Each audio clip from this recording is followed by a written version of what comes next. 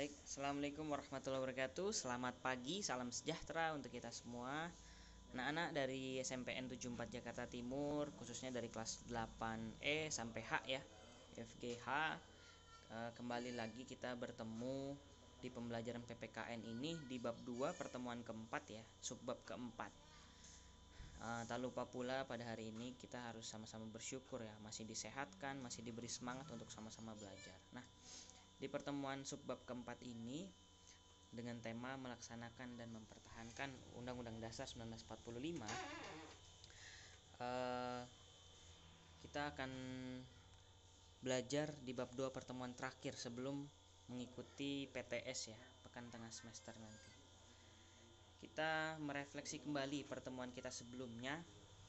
Di bab 2 awal kita sudah sama-sama belajar ya mengenai kedudukan dan makna pembukaan Undang-Undang Dasar 1945. Di awal itu kita sudah sama belajar bagaimana sejarah awal pembukaan itu terbentuk, kemudian sebagai apa sih pembukaan ini? Ternyata sebagai cita-cita bangsa ya, cita-cita founding father kita, cita-cita luhur lah, nilai bersama yang ke depan menjadi tujuan utama bangsa Indonesia. Nah, lalu kemudian di pertemuan kedua kita membahaslah fungsi dan kedudukan pembukaan. Karena dari pembukaan itu nanti dijabarkan lagi di isi-isinya kan, isi pembukaan itu secara lebih terperinci lagi gitu. Lalu kita juga sudah belajar bahwa fungsinya bukan hanya sebagai tujuan loh, tapi juga sebagai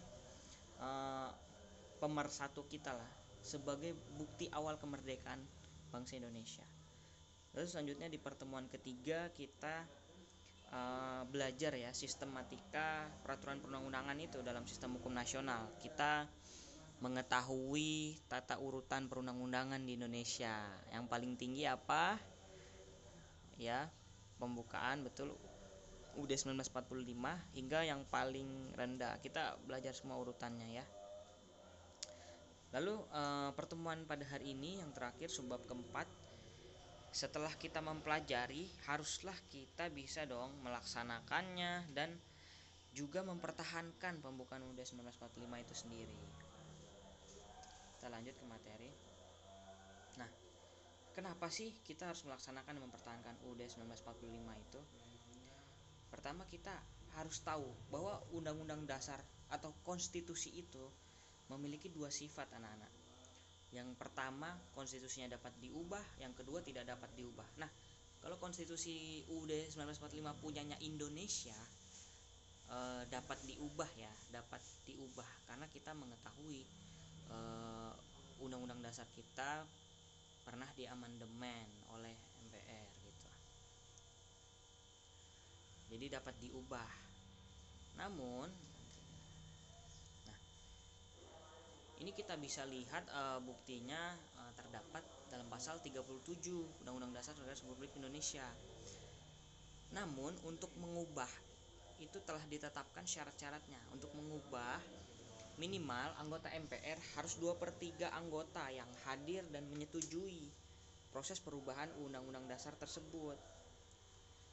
Dan juga sejak tahun 1999 MPR telah mengadakan perubahan amandemen terhadap Undang-Undang Dasar Negara Republik Indonesia sebanyak 4 kali loh anak-anak. Kenapa sih Pak dirubah? Ya karena memang kan harus menyesuaikan situasi dan kondisi negara pada saat itu ya. Pada saat itu tahun 1999 memang diharuskan ada perubahan mungkin menurut pejabat yang berwenang pada saat itu. Akhirnya diadakanlah amandemen atau perubahan itu. Nah, dalam melaksanakan amandemen itu, perubahan itu juga harus ada kesepakatan dasar yang berkaitan dengan perubahan Undang-Undang Dasar. Nanti kita belajar di slide selanjutnya. Nah, kesepakatan dasar itu walaupun UUD diubah, cuman ada kesepakatan dasar yang harus ditaati, yakni pembukaannya tidak boleh diubah. Kalau isi-isinya bagian penjelasannya boleh diubah, tapi pembukaannya tidak usah diubah karena itu bukti awal lah. yang menyatakan bahwa Indonesia merdeka serta tujuan awal yang tadi Bapak bilang. Kemudian yang kedua, kalaupun Undang-Undang Dasar ingin diubah secara isinya, harus tetap mempertahankan negara kesatuan Republik Indonesia. Jangan sampai dirubah Indonesia sebagai negara federal, negara kepulauan. Misalkan Pulau Jawa punya presidennya sendiri, Pulau Papua punya presiden sendiri. Jangan sampai seperti itu. Kita tetap NKRI, Negara Kesatuan Republik Indonesia. Jadi dari ujung Papua sampai ujung Aceh, presidennya satu, sistem presidensil, presidennya satu gitu. Nah, kemudian yang ketiga, tetap harus mempertegas sistem pemerintahan presidensil tadi. Yang keempat juga, penjelasan Undang-Undang Dasar Negara Republik Indonesia harus memuat hal-hal yang normatif akan dimasukkan ke dalam pasal-pasal batang tubuh. Lalu yang kelima, melakukan perubahan dengan cara adendum.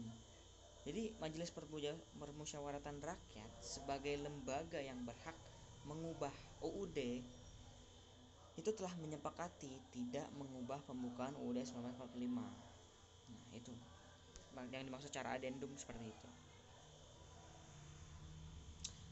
Dari 5 kesepakatan ini dituangkan sama MPR di Ketetapan MPR nomor 9/MPR 1999 bahwa pembukaan UUD 1945 tidak akan diubah. Alasannya tadi ya yang Bapak sebutkan, bahwa sebagai tujuan kesepakatan pertama bangsa Indonesia pas awal kemerdekaan. Nah, Pancasila sebagai dasar-dasar notifikasi filosofis. Dengan tidak diubahnya pembukaan tidak berubah pula kedudukan Pancasila sebagai dasar filosofis negara Republik Indonesia. Tentu jelas toh.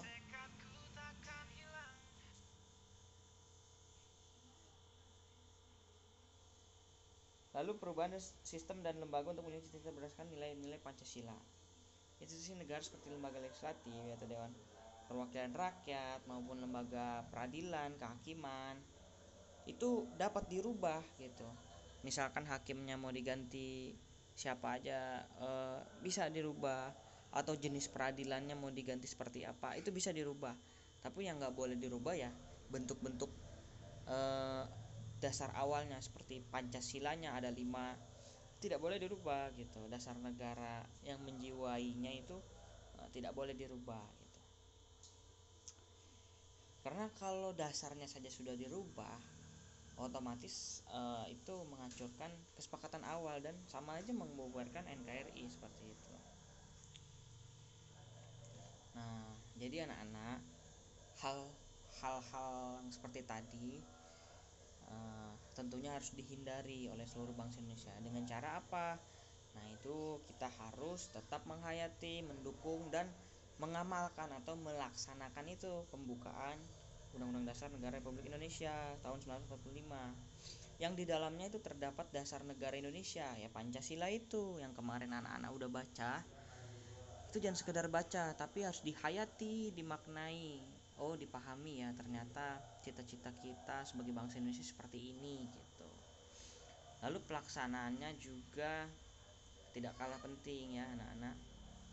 Dan setiap lembaga negara, lembaga masyarakat, setiap warga negara Indonesia wajib melaksanakan Undang-Undang Dasar Negara Republik Indonesia tahun 1945. Nah, selanjutnya kita di pertemuan kali ini Bapak mengajak anak-anak semua kita melakukan praktek ya.